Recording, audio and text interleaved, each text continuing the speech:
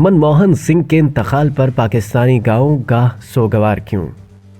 अपनी सादगी, ज़हानत और काबिल तकलीद खिदमात के लिए मशहूर साबिक भारतीय वज़ीर आज़म मनमोहन सिंह 26 दिसंबर 2024 को 92 साल की उम्र में इंतकाल कर गए। उनके इंतकाल की खबर पर भारत समेत दुनिया भर में अफसोस का इजहार किया जा रहा है, लेकिन पाकिस्तान में गाँव ऐसा है जहाँ के बासी मनमोहन सिंह के इंतकाल पर यूं सोगवार हैं गोया किसी अपने को खो दिया हो। दरअसल तकसीम हिंद से कबल 26 सितंबर 1932 को मनमोहन सिंह चकवाल के नजदीक वाक़े इस गाँव गाह में पैदा हुए थे, जो कि अब पाकिस्तान का हिस्सा है। चौथी जमात तक मनमोहन सिंह ने उसी गांव में तालीम हासिल की थी। उनके वालिद गुरुमुख सिंह कपड़े के ताजिर थे और उनकी वालिदा अमृत कौर घरेलू मुलाजमा थी। मनमोहन सिंह के दोस्त उन्हें मोहना कहते थे। बाद तकसीम हिंद के वक्त मनमोहन सिंह ने अपने अहले खाना के हमरा भारत हिजरत कर ली। ताहम इस गाँव के लोगों ने हमेशा उन्हें याद रखा और उनके वज़ीर आज़म बनने पर बाकायदा जश्न मनाया। मकामी लोगों का कहना है कि उस वक्त गाँव के हर शख्स को इस बात पर फख्र महसूस होता था कि हमारे गाँव का एक लड़का भारत का वज़ीर आज़म बन गया। मनमोहन सिंह 2004 में भारत के वज़ीर आज़म बने और अगले 10 साल यानी 2014 तक उसी ओहदे पर फाइज रहे।